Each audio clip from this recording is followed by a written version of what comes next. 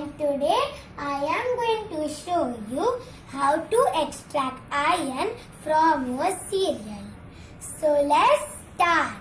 So we require for this experiment are some cornflakes and bar magnets. So let's start.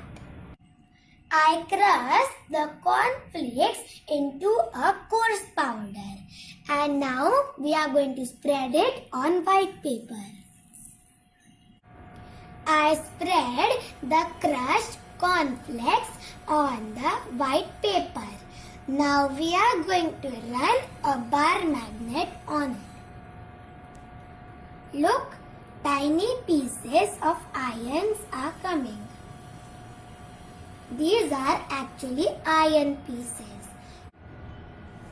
Do you know why this happened? Let's find out the logic.